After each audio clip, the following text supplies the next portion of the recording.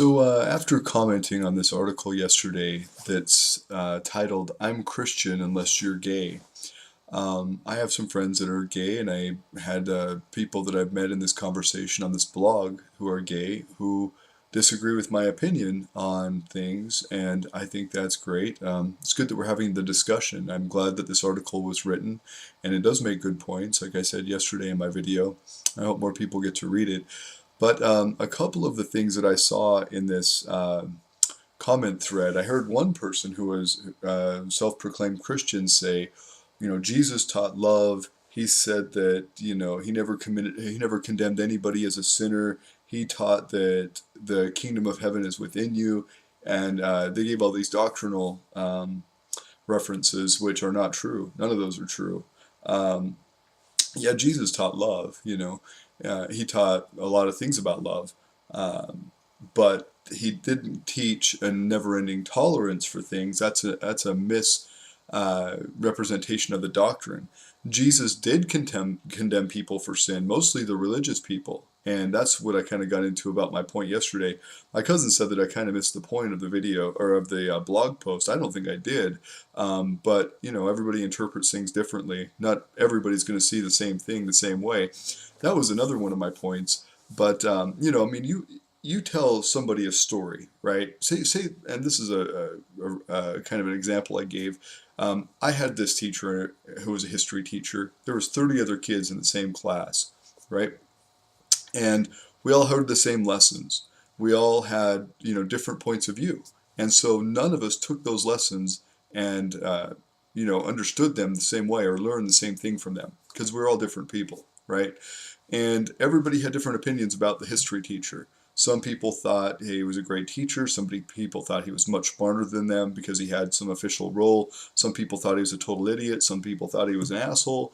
Nobody thought the same thing, the exact same thing about the teacher. Nobody learned the exact same thing from the lesson. So, to say that I'm not getting it, that's one thing, I guess. That's your opinion, but I don't think that I missed the point. I just think I interpreted it differently.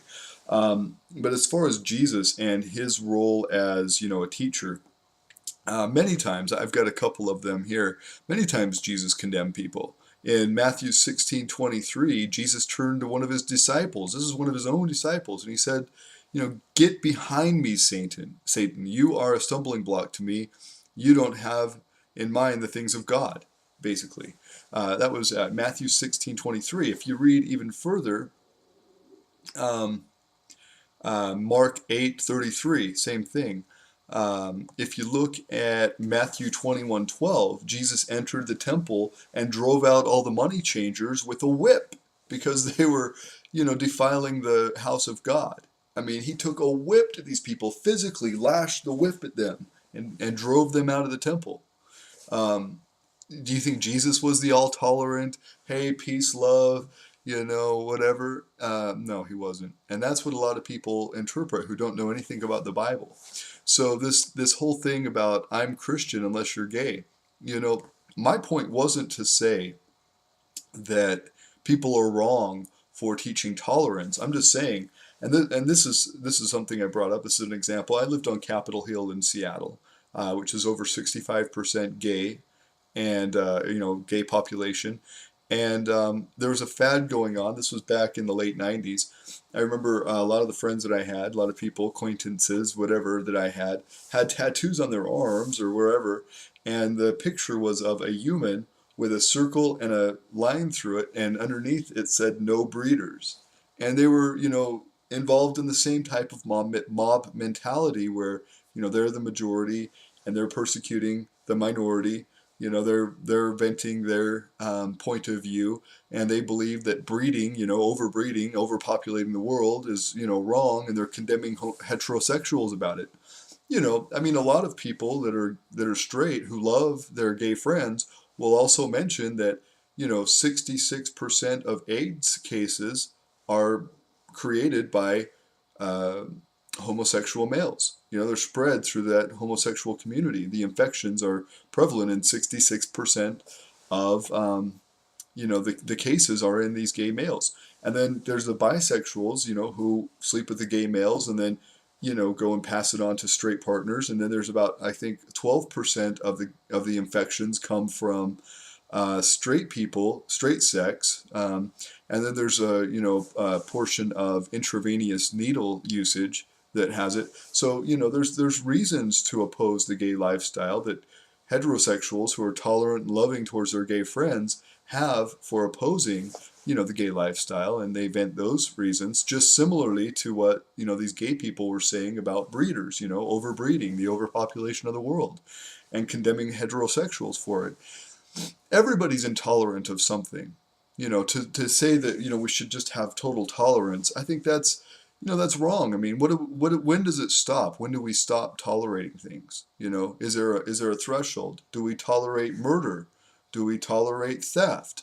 We don't. There's a lot of things in this society we don't tolerate. Now, I'm not saying that homosexuality is like that. I'm just saying there is consequences to the homosexual lifestyle. Health consequences, not necessarily social consequences, but I'm talking about the health consequences. And I think those things are vastly ignored in this whole, topic of tolerance. And when I vented, in my video, I vented a little bit about the bureaucracy of the Mormon Church and the mob mentality. Now, my complaints weren't the same thing as this Dan Pierce person who wrote the article. I'm Christian unless you're gay. He vents about he talks about, let's see here. Says, you see, I live in this community too, and I've heard the hate, I've heard the disgust, I've heard the disdain, I've heard the gossip, I've heard the distrust, I've heard the anger, I've heard it all, and I've heard it tucked and discussed neatly beneath the wrapper of self-righteousness and a blanket of caring and religious words. I've heard it more times than I can number, about gay people, about people who dress differently, about people who act differently, about fat people. So, that's the thing is, he's had his point of view about what the problem is, and I agree, I see his points, but I also think that the problem's deeper, and that's why I vented about the whole bureaucracy of the Mormon Church, this mob mentality, the same thing that I saw on Capitol Hill in Seattle amongst the gay community. When there's a mob, when there's a majority, they start separating themselves and looking down on others, and addressing things that they feel are wrong with other people. And that's just how human nature is. My point is that it's mob mentality. It can be found in just about everything. Now, when it comes down to it, I'm one of the few people in my Mormon family, there's very few people that I know of, who came out against Proposition 8. I'm probably one of few people in my family, there's probably a couple, who have been to a gay pride parade and supported my friends. When I lived in Seattle on Capitol Hill, I went to 3 or 4 gay pride parades. I'm one of few people who want to see the gay rights succeed so that gay people can marry just like everybody else. I support Ron Paul's point of view on that. Ron Paul feels like gay people should be able to marry and that the government should stay out of our social decisions and our personal lives. I believe that too, as a libertarian, not as a supporter of of the gay lifestyle, but as a libertarian, as somebody who loves freedom. I believe the government should stay out of our personal decisions. When we talk about the Mormon thing, I think Mormons should be able to have polygamy. If it's, an agreement or a practice between consenting adults and no children are being harmed, I think that there should be no problem with it whatsoever. There should be no laws against bigamy. There should be no laws against, homosexuality. Our Constitution doesn't make provisions for the government to regulate our personal decisions. It just doesn't. There's nothing in the Constitution that says the government has authority to control our personal decisions. That's just how it is. But I have gay friends and I've supported them. And I have at least 4 videos on the internet where I openly opposed Proposition 8. So it's not that I'm trying to justify what the, problem is here with the, intolerance. I'm just saying when you start talking about Christ and Christians, get it right. Don't say that, Christians should be all tolerant and that, Christians act Christians unless somebody's gay. You know what? I'm not saying. I mean, there is doctrine in the Old Testament about homosexuality and about it being an abomination and such. But if you want to address Christians and you want it to make sense to them, don't insult their intelligence by saying that they have to be tolerant because Christ was tolerant. When Christ obviously wasn't tolerant, what did he call the Pharisees? Let me just look up this one. If you look up Matthew 3, verse 7, um, but when he saw many of the Pharisees and Sadducees coming to where he was baptizing, he said to them, "You brood of vipers, you snakes." This is Matthew 23:33. "You snakes, you brood of vipers. How will you escape being sentenced to hell?" Basically. Uh, Jesus was not tolerant. He was not this, "Hey, peace, love, let's go to the rainbow gathering and smoke some weed and get along with everybody." Jesus wasn't that guy. You want to talk about Jesus? Talk about him intellectually. Talk about him in a way that makes sense.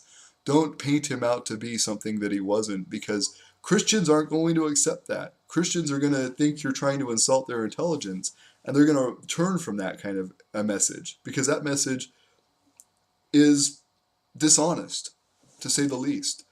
Dan Pierce, who wrote the article, made some great points, but he also insulted a lot of people by trying to portray Christ as somebody that he wasn't. And that's what I was trying to address. It's not that I don't support gay rights, because I do probably more than most people I know. I absolutely support gay rights, and that's why I'm going to vote for Ron Paul. But I don't think that it's a tolerance issue, because everybody's intolerant of something, and everybody's a hypocrite. Everybody.